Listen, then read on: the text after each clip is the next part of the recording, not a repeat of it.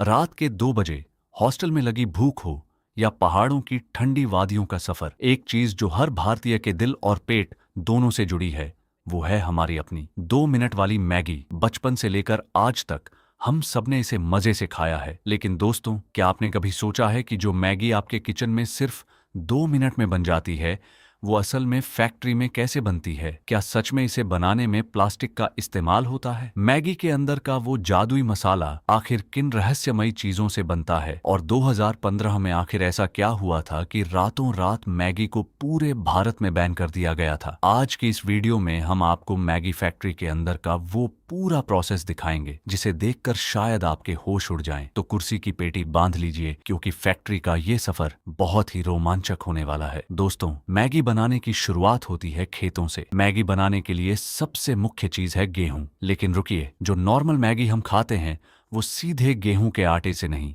बल्कि मैदे से बनती है। हालांकि अब बाजार में आटा नूडल्स भी आते हैं, लेकिन सबसे ज्यादा डिमांड उसी मैदे वाली मैगी की ही है। हजारों किलो मैदा ट्रकों में भरकर नेस्ले की फैक्ट्री में लाया जाता है। यहाँ सबसे पहले इस मैदे की क्वालिटी टेस्टिंग होती है। लैब में बैठे वैज्ञानिक चेक करते हैं कि कहीं इस मैदे में कोई कीड़ा या अशुद्धि तो नहीं है। पास होने के बाद ये मैदा एक विशाल साइलो में स्टोर कर लिया जाता है। फैक्ट्री के अंदर का माहौल किसी साइंस लैब से कम नहीं होता। काम करने वाले हर इंसान को कैप, ग्लव्स और मास्क पहनना जरूरी है ताकि आपके नूडल्स में एक बाल भी न जा सके। अब शुरू होता है असली मैजिक। पाइपों के जरिए टनों मैदा एक बहुत बड़ी मिक्सिंग मशीन में आता है। यहाँ मैदे में एक खास अनुपात में पानी, नमक और कुछ सीक्रेट मिनरल्स मिलाए जाते हैं। ये मशीनें इतनी शक्तिशाली होती हैं कि ये कुछ ही मिनटों में हजारों किलो आटा गूंथकर तैयार कर देती हैं। इसके बाद इस गूंथे हुए आटे को बड़ी बड़ी लोहे की मशीनों के बीच से गुजारा जाता है। ये रोलर्स इस आटे को दबा दबा कर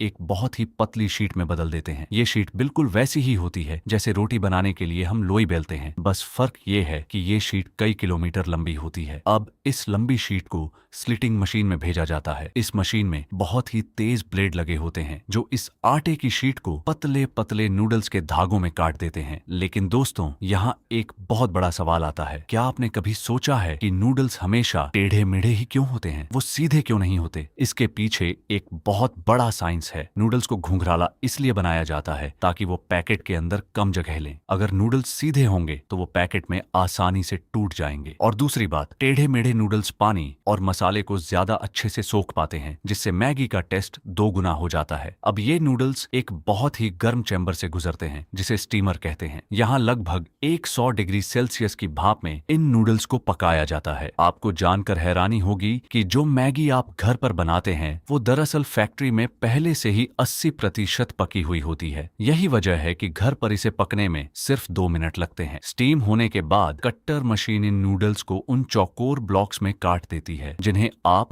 पैकेट में देखते हैं। अब आता है वो स्टेप जिस पर सबसे ज्यादा सवाल उठते हैं, फ्राइंग। इन नूडल के ब्लॉक्स को पाम ऑनियल के एक बड़े टैंक में डीप फ्राई किया जाता है। फैक्ट्री वाले ऐसा क्यों करते हैं? क्योंकि फ्राई करने से नूडल्स के अंदर की सारी नमी खत्म हो जाती है। नमी न होने के कारण ही मैगी का पैकेट 8 से 9 महीने तक खराब नहीं होता और उसमें फंगस नहीं लगती। फ्राई होने के बाद ये नूडल्स बहुत गर्म होते हैं, इसलिए इन्हें एक कूलिंग बेल्ट पर भेजा जाता है जहां बड़े बड़े पंखे इन्हें ठंडा करते हैं। अब नूडल्स पूरी तरह से तैयार हैं, लेकिन रुकी, मैगी बिना मसाले के तो कुछ भी नहीं है। मैगी की जान है उसका टेस्ट मेकर। नेस्ले कंपनी अपने मसाले का असली फार्मूला किसी को नहीं बताती। ये एक टॉप सीक्रेट है, लेकिन फैक्ट्री के प्रोसेस से जो पता चलता है उसके अनुसार इस मसाले में 13 से ज्यादा अलग अलग मसालों का इस्तेमाल होता है। सबसे पहले धनिया, हल्दी, जीरा, लाल मिर्च, अदरक और लहसुन जैसे मसालों को भूना जाता है। इसके बाद इसमें प्याज का पाउडर, चीनी, नमक और सबसे खास चीज हाइड्रोलाइज्ड ग्राउंडनट प्रोटीन मिलाया जाता है जो इसे वो उंगलियां चाटने वाला स्वाद देता है। इस मसाले को एक बड़ी ब्लेंडिंग मशीन में डालकर अच्छी तरह मिक्स किया जाता है। फिर ये सारा मसाला एक ऑटोमेटिक पैकेजिंग मशीन में जाता है जो 1 मिनट में सैकड़ों छोटी छोटी पैकेट तैयार कर देती है। क्या आपने कभी सोचा है कि पैकेट में मसाला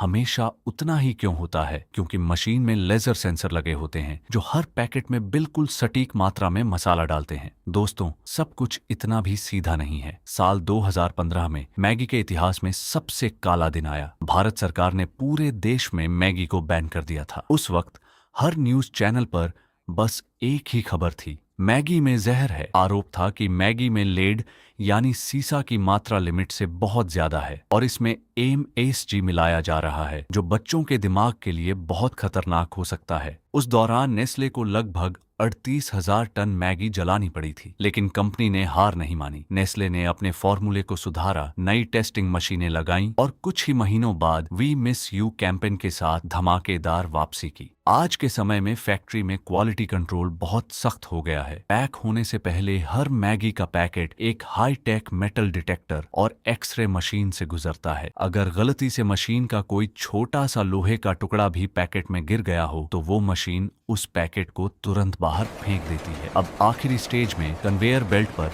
नूडल्स का ब्लॉक और मसाले का पैकेट एक साथ आते हैं। एक बड़ी पैकेजिंग मशीन इन्हें हमारे और आपके चहेते पीले रंग के रैपर में पैक कर देती है। इसके बाद ये पैकेट्स बड़े बड़े कार्टन में भरकर ट्रकों के जरिए पूरे देश के कोने कोने में आपके पास वाले किराना स्टोर तक पहुंचा दिए जाते हैं। तो दोस्तों, ये था एक गेहूं के दाने से लेकर आपकी प्लेट में आने वाली गर्मा गर्म 2 मिनट वाली मैगी का पूरा सफर। फैक्ट्री का ये प्रोसेस जितना विशाल है, उतना ही हैरान कर देने वाला भी। अब आप मुझे कमेंट करके ईमानदारी से बताइए, आप अपनी मैगी कैसे बनाते हैं, सूफी या सूखी, और क्या आपने कभी कच्ची मैगी खाई है? कमेंट्स में जरूर बताना। अगर आपको फैक्ट्री की ये अंदर की दुनिया देखकर मजा आया तो इस वीडियो को एक लाइक जरूर करें और चैनल को सब्सक्राइब करके बेल आइकॉन दबा लें, क्योंकि अगली वीडियो में हम एक और खतरनाक फैक्ट्री का राज खोलने वाले हैं।